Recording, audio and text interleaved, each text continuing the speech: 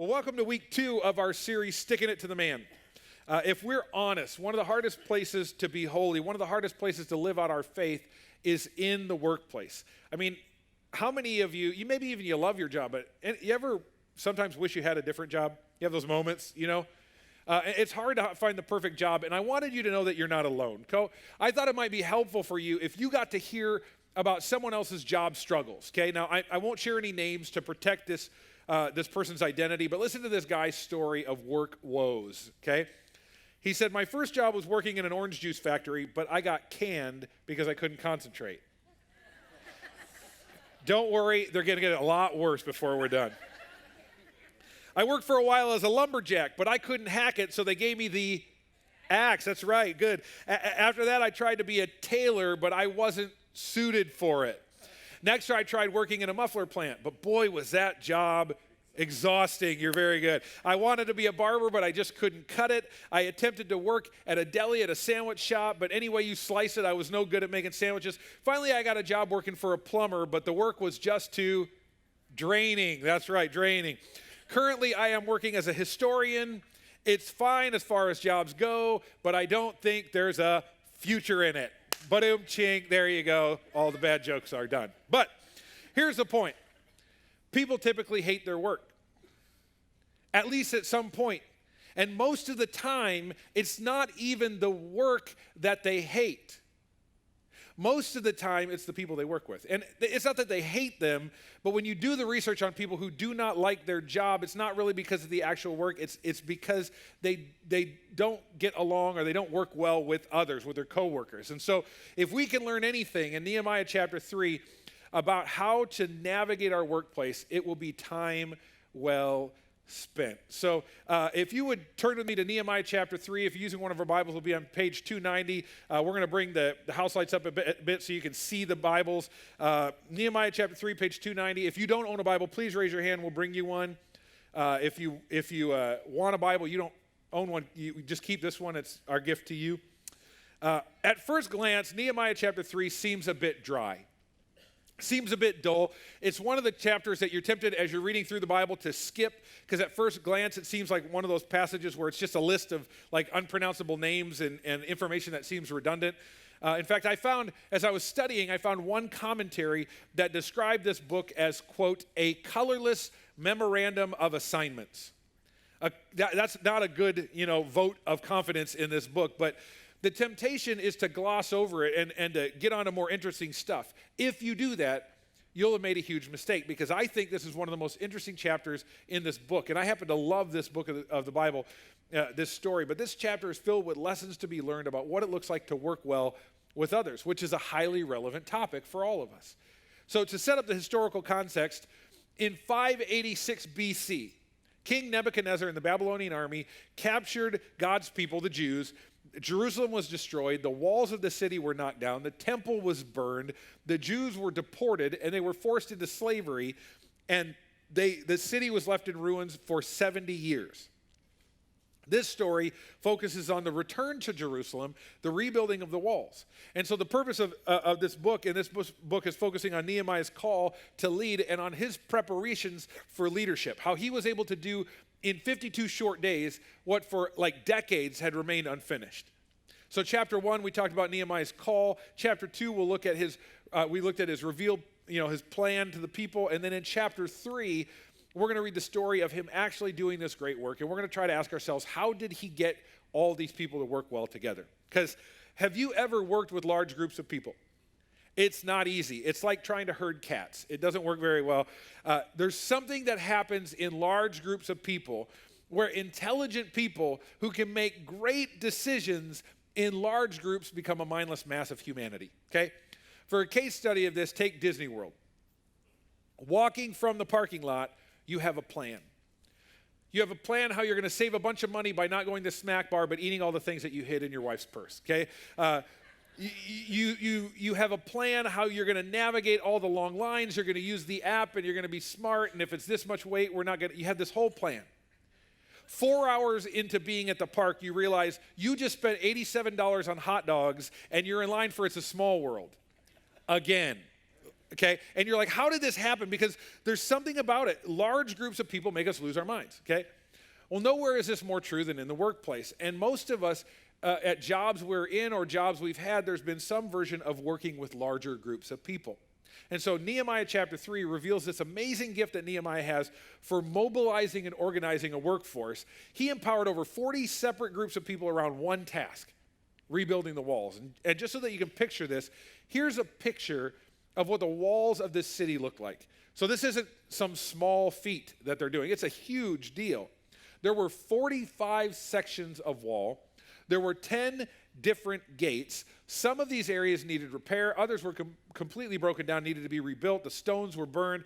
This was an incredible feat of organization. In fact, Matthew Henry put it this way in his commentary. He said, the work was divided so that everyone might know what he had to do and mind it with a desire to excel, yet without contention or separate interests. Translation, they worked well with others. They played nice, okay? With that background in place, we can begin to ask questions, how do we do that? How do I work well with others? What does it take? Well, let's jump in Nehemiah chapter 3, starting with verse 1. It says, then Eliashib, the high priest, and the other priests started to rebuild at the sheep gate. They dedicated it and set up its doors, building the wall as far as the Tower of the 100, which they dedicated, and the Tower of Hananel. This actually teaches us an important truth. Truth number 1, begin by putting God first. It says they started at a gate called the sheep gate, which is no accident. That's actually another way of saying we wanted everybody to know we're putting God first.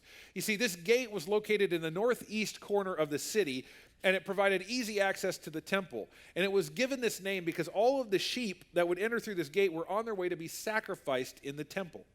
So by beginning the rebuilding here, Nehemiah is making a statement that worship must always precede work. Worship must always precede work. Okay? It was fitting that the high priest would set the example. This emphasized the divine nature of the entire project, that God was getting all the glory. And this is the only part of the work that they call sanctified because it signals putting God first. Whenever, wherever, and whatever we're doing, we have to be dedicated to God before we can do anything of value for God. So the spiritual leader led the way here. And by the way, this isn't just about those in ministry, those planting churches. This is something that we as believers are to understand as well. Because listen, God's not, I don't know if you know this about your job, God's not impressed with your labor. Like when you go to work and you work really well that day, God's not going, I never saw that coming. That guy's got some potential. He's not impressed, right? There's nothing you're going to do to surprise him. Now, it matters to him what you do. It matters to him how you do it. But it doesn't matter near as much to him as why you work. What is your motivation? Before you ever enter your workplace, say on Monday morning, what are you doing to dedicate your heart to God? What are you doing to prepare your heart for the day ahead? Often we get so focused on the work we have to do, we forget the one that we're working for. Which is why Paul reminds us in Colossians chapter 3, he says, work willingly at whatever you do as though you were working for the Lord rather than for people. How would Monday morning work go different if God was your boss? Right? Nehemiah teaches us our work is worship. On the good days, our work is worship. On the hard days, our work is worship. He built into this team this central reality that we're not just building walls, we're worshiping God by doing this. When you honor God with your job, when you do it well, you're not just checking a box. You're not just going through the motions. We're to work as if we're working for God and not for the paycheck and not for the promotion, okay? And so the first thing they did, they dedicated the project to God. They said, if this work is going to be good at all, God's got to be at the center of it. Which leads to number 2. Leaders must set the example. Leaders must set the example. So let's read verse 1 and 2 together. Then Eliashib, the high priest, the leader, and the other priests started to rebuild at the sheep gate. They dedicated it and set up its doors, building the wall as far as the Tower of the 100, which they dedicated, and the Tower of Hananel. People from the town of Jericho worked next to them, and beyond them was Zakur, son of Imri. You see, leaders actually lead, and then this crazy thing happens as people follow. The spiritual leaders, they jumped right in, they led by example. Okay? Whatever work environment you're talking about, whatever work environment you're in, attitude reflects leadership. Leaders set the pace and leaders set the example. And so teamwork starts with leadership. And this is true in work, it's true in parenting, it's true in everything, okay? Leaders must lead by example. If we want others to come alongside us, we've got to go first. Leadership is not telling others what to do. Leadership is casting vision for what needs to be done and then being the first to dive in and do it. Leaders go first. God accomplishes his purpose through people, but he gives leaders to motivate and organize people, okay? And so the people listed in Nehemiah chapter 3 that rebuilt the walls, the ones that came together, they'd been living there for years, for decades even. From the time the walls had been torn down, it's been now 90 years. And the walls are still not built. But the wall didn't get built until a leader came along. Because someone had to motivate the people. And that's what leaders do.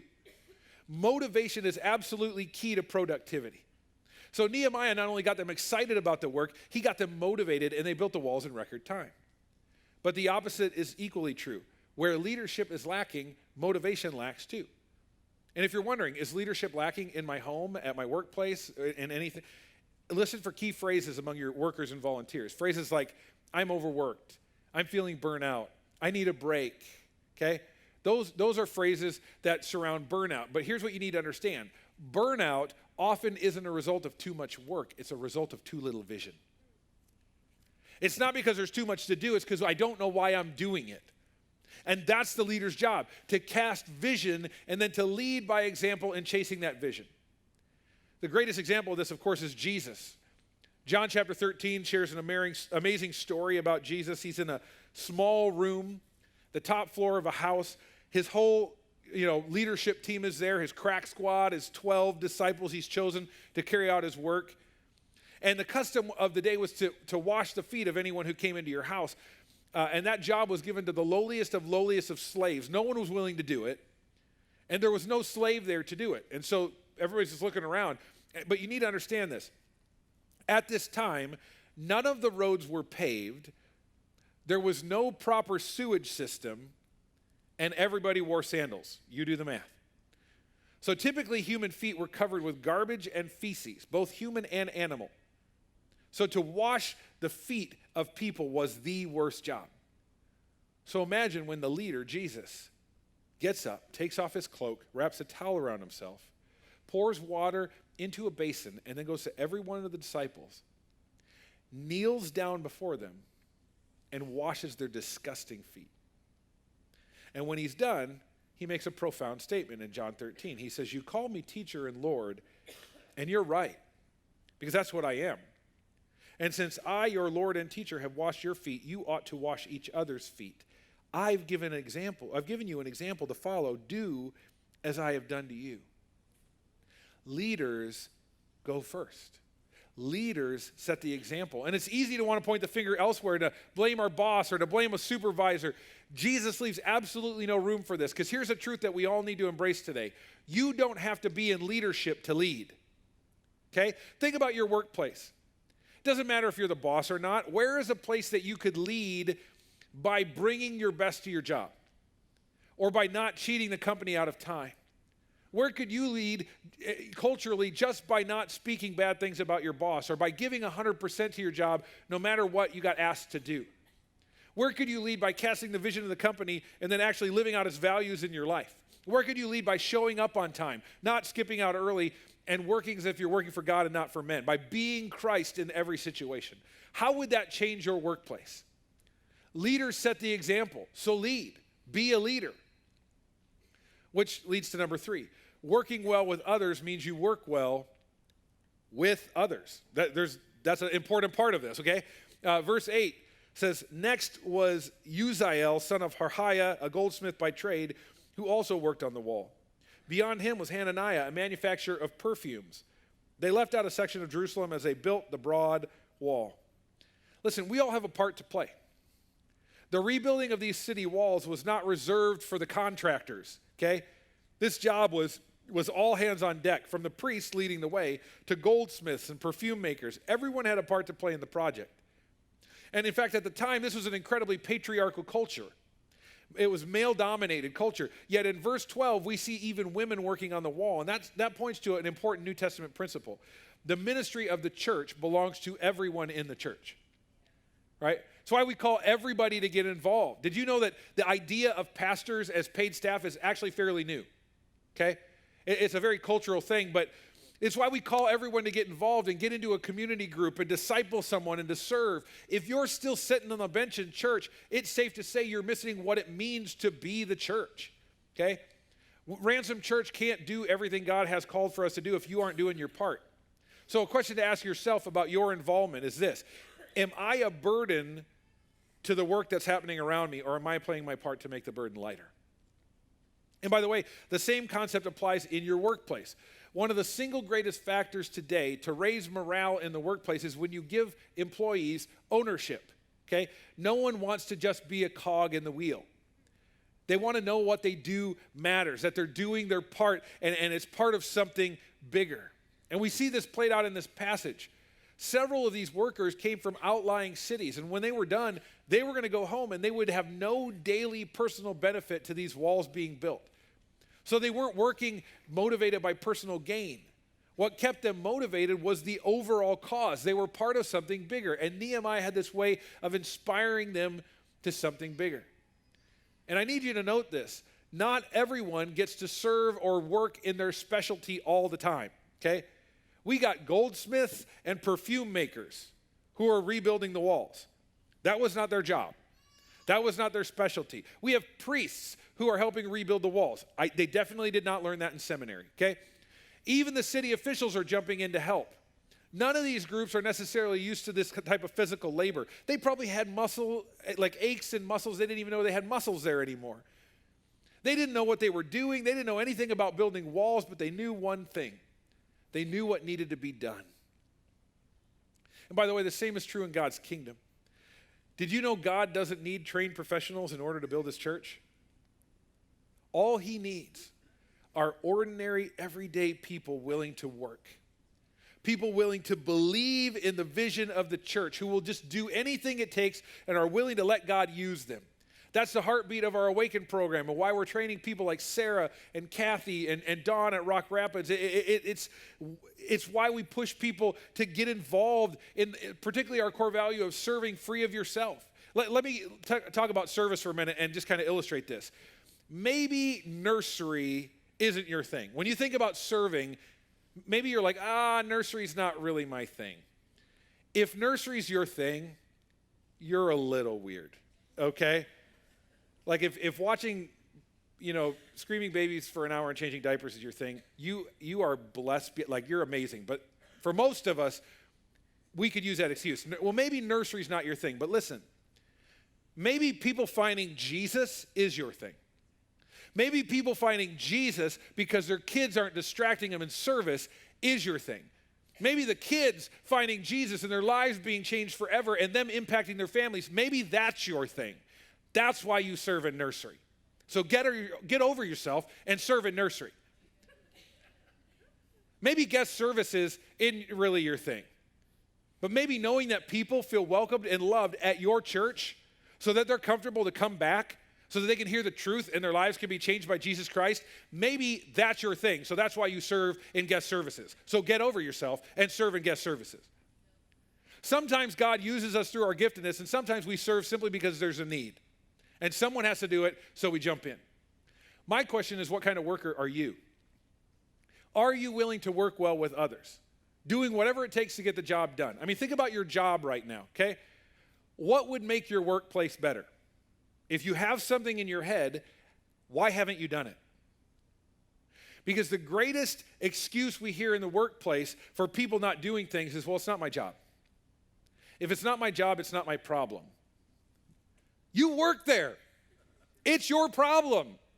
You're part of something bigger than yourself. Whatever your job is to make your company better. And yet, according to Richard Hughesman in the book Managing the Equity Factor, when surveyed, 85% of workers in the United States, they could work harder in their job if they wanted to. Over 50% say that they could double their effectiveness if they wanted to, but they just don't want to. Compare that to what we see in Nehemiah. All through this passage, we see the same phrase repeated. It's the phrase, next to him. Over 25 times we hear this phrase, and next to him, and next to him. You have 44 separate groups of people working together, hand in hand, side by side for one cause. How would it revolutionize your workplace if that's the reality of your workplace? If that's the kind of worker you became? This leads us with truth number 4, and this is a hard truth. Embrace the reality of inequity. Or let me say that differently. Let me say that another way. Some people just work harder than others, right? Some people don't work at all. There's a place for everyone. There's a job for everyone, but some people are just lazy. Some people don't do their part, and other people do more, right? Look at verse 5. Next were the people from Tekoa, though their leaders refused to work with the construction supervisors. So Tekoa is about 11 miles from Jerusalem. These are Jerusalem's neighbors lending a hand. And even though a lot of people from Tekoa made the commute, the nobles, the leaders, the bosses called in sick because they didn't want to follow orders. They were too proud to submit themselves. They were too important to get their hands dirty doing the little things, the menial tasks. The phrase refused to work here is literally the phrase they would not put their shoulder to the work. Some people just simply refuse to do their part. We see this in the workplace. We see this in the church, right? Serving in God's kingdom is an amazing privilege. There's nothing more rewarding than kingdom work. And I wonder how many of us here, we see the need around us, but we never consider doing our part to help simply because we feel like it's not our job. If you want to know who's serving around here, find who's smiling. Because some of the happiest Christians that I know are those who are serving because they believe in what they're doing and believe it makes a kingdom impact. And some of the grumpiest Christians I know are those who are not willing to put their shoulder to the work. Some people don't do their part, while others do the lion's share of everything. And for every person who thinks that they're too good to serve, there's another person doing double duty in service. And by the way, for those of you who are on the lion's share and you're doing double duty in your service, let me ask you a question. If you're feeling pretty good about yourself, do you bring that attitude to work with you? Do you work at work the way that you volunteer here? And if not, why not? See, most people, they think volunteerism and work, that is a duty I have to get done, okay? So we go, well, I'm going to show up last minute. I'm going to watch the clock the whole time. When I'm done, I'm going to go, that was great, but I'm finished now. I've done my job. I've done my duty. Well, working and serving isn't a duty. It's a privilege. And as I was studying this chapter, I noticed an interesting pattern. Many of the workers were repairing the walls right in front of their own homes. You see it over and over again. Verse 10, verse 17, verse 21, 23, 24, 28, 29, 30. Over and over, you see the same phrase. And across from his own house. I think there's two key things to note here. First, God has placed you where he wants you to be. We are without question strategically located in our neighborhoods, at our job, our home, our school. That's our mission field while we're there.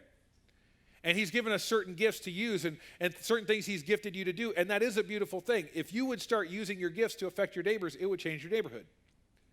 The problem is most people use their gifts as an excuse to not do more. Well, I'm not going to do that because that's not within my giftedness, which leads to the second truth. God can use you wherever you're willing. Some people, when they're looking to serve, they're like, well, as long as I can find some value in it, how does it fulfill me and my wiring and my giftedness? Because if it's going to help me out, I'll do it. Otherwise, forget it. Now, no one admits that or says it out loud, but it happens. It happens in workplaces all the time. There's a cultural epidemic in the workplace of people, you can see it everywhere, of people doing as little as possible. Have you noticed that? Instead of actually working to make their company better, regardless of what it requires of me. It's just, I'm just going to do the minimum. And you know how I know this happens at work? Because it happens here as well. It happens at church. We have places we need volunteers. In fact, every ministry at the Ransom Church that we do needs more volunteers than it currently has. We're short everywhere. So we have all these places for volunteers.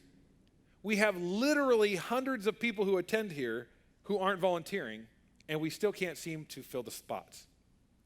Why is that? My question is, are you willing to be used by God wherever, whenever, and whatever? Because very often at work and even in church, there will be unpleasant things that need to be done. Let me give you an example. I mentioned each of these gates around the city had a name. There was one gate that was named the dung gate, the poop gate, right? I don't know why it was named the poop gate. There's no good reason, right? It can't be good. And what we see here is that many times people try to avoid the unpleasant work. So watch what happens here. Verse 13 and 14. The valley gate was repaired by the people from Zanoah, led by Hanun. They set up its doors and installed its bolts and bars. They also repaired the 1,500 feet of wall to the dung gate. They stopped at the poop gate, okay? The poop gate was repaired by Melchijah, son of Rechab, the leader of the Beth-Hakerem district. He rebuilt it, set up its doors, and installed the bolts and bars. So Hanun is working along, he's doing his thing until he gets to the dung gate. And then he stops, and Melchijah has to take over. Here's my point. Someone has to fix the dung gate, okay? Everyone likes to do the fun jobs, the ones that get all the glory. Who at your workplace wants to, clean toilets or get coffee or do the lowly jobs on the totem pole? Or how about volunteering at church? Who wants to, visit people in the nursing home or the hospital or the jail or get involved in safe families and have your whole life turned upside down? But you know what? Someone's got to do those things. So as I get ready to turn it over to the campus pastors, let me leave you with a final thought. Every gate matters. From a strategic standpoint, no gate in this city was more or less important. Unless every section of the wall and every gate was rebuilt, Jerusalem would never be safe. It might feel like at your workplace right now, what you're having to do is you're on dung gate duty. You may feel like what you do at your job has no purpose. There is a purpose, so do your job with purpose.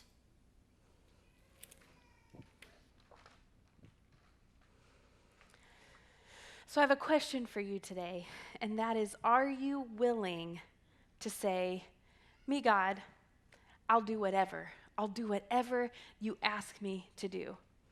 If you want to change your work environment, it starts by changing you. So are you willing to say to God, change me first? Are you willing to put him first? Are you willing to lead by example? No longer making excuses, no longer complaining about the things that you don't want to do, but instead doing whatever God asks you to do. Because at the end of the day, working well with others is really nothing more than simply working well. It's not working for men. It's working for the Lord and not for men, regardless of what others do. It's not about changing your work environment. It's not about changing behavior of your coworkers or the people that you work with. It's simply letting God make those changes in you. And so my challenge for you today is to get in the game. Listen, we cannot control your work environment. That's up to you. Your attitude at work is up to you, but we can give you opportunities here at the Ransom to practice that. And so my challenge for you this week is to circle that cross on your weekly handout or click on that cross icon in the app if you are not serving here at the Ransom, but you know that it's time to start. Listen, there are some of you in this room right now that are already over-serving. You serve in multiple ministries because your heart breaks when you see that there are things that are not being covered and there are things that are not being taken care of because you love the Lord and you love this place and you love the people that are part of your family here at this place. So I don't want you to circle that cross, but here's what I do want you to do. If you know that you are already serving in multiple ministries, you're already serving, I want you to just look at the person next to you and ask them, where are you serving? What is it that you're doing to contribute to this place and to this family and to honor and serve the Lord? And if they don't have an answer, help them circle that cross or fill out the form on the app so that they can be a part of serving. They can be a part. We all need to be a part of what happens here at this place. So again, if you know this is something you need to do, circle that cross or click that icon and someone will be in touch with you. You can even find one of us that is wearing the orange lanyards in the lobby, and we would love to get you plugged in and serving. Because like I said before, serving and caring for others is serving and caring for our family, for the people in this church that are part of our family. It's not just like this extra thing that we do, it's actually playing our part and taking on our role in a family. Just like families do at home, everyone has chores, they all have responsibilities, ways that they care for each other and ways that they love each other. And downtown campus, we are a family. And the reality is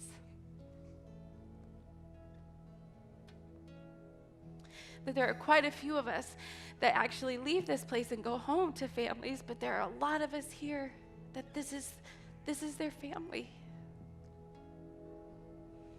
So it's important for us to step into serving each other in every way that we can.